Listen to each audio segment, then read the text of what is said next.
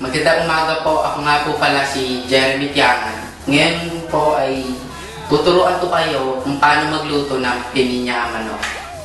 Bago tayo magluto, ipapakilala ko muna ang ating mga ingredients. Garlic, red bell pepper, carrots, chickens, pineapple chunks, olive oil, onions, and tomato. Una nating hakbang ay ibababad natin yung manok dito po sa sabaw ng pineapple chunks.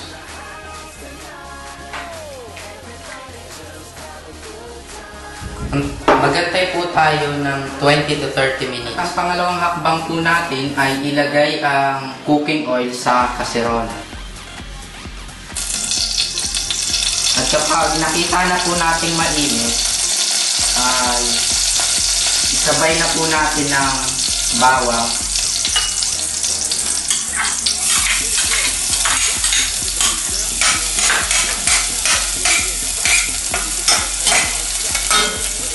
Kapag nakita na po natin na medyo brown na yung bawang, ilagay na po natin ang sibuyas.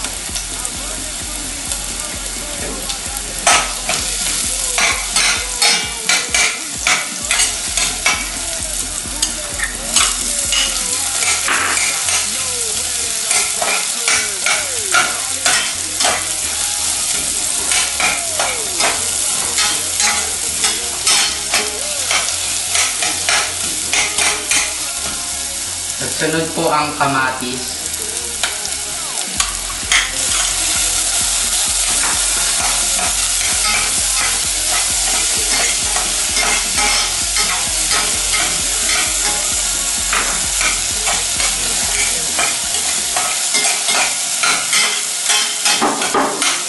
Hintayin po natin mag-brown.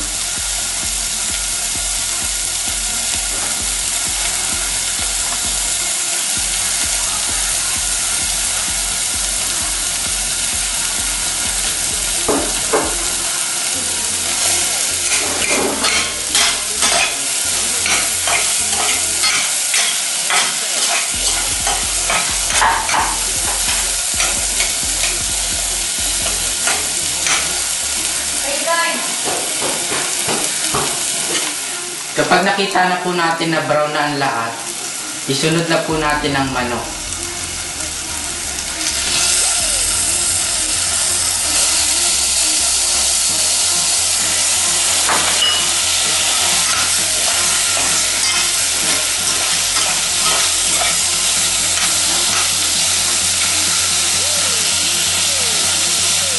Ngayon po, kapag nakita na natin medyo malambot na yung manok, ilagay na po natin yung pinagmarinate ng manok.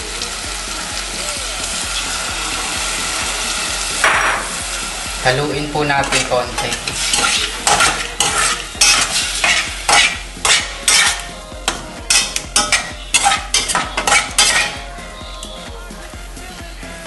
Ngayon po ay ilagay na po natin ang carrots. Medyo halu-haluin.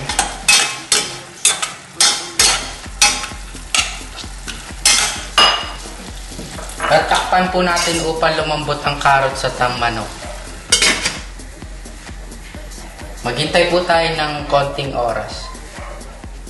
Ngayon po, kapag nakita na po natin medyo malambot na at malambot na nga yung carrots at yung manok, ilagay na po natin yung pineapple. At haluin po natin ng konti. Maghintay po tayo ng konting sandali. Susunod po natin ilalagay ay ang asin.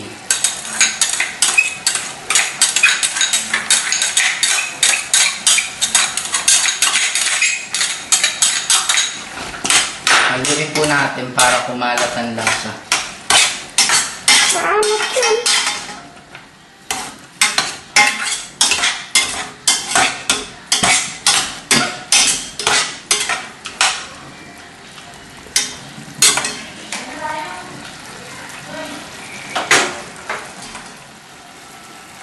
Sunod po na ilagay ay ang red bell pepper. Ang huli po nating ingredient. Ikalat po natin.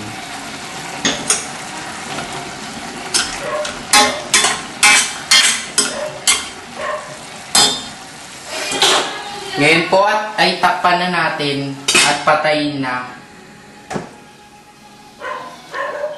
Ngayon po ay tapos na natin lutuin. Ilalagay ko na po sa ating pinggan ng kakainin. Ngayon po ay tapos na ang pininyahang manok. Simple at napakadali lang nitong gawin at masarap pa pong kainin. Maraming salamat po.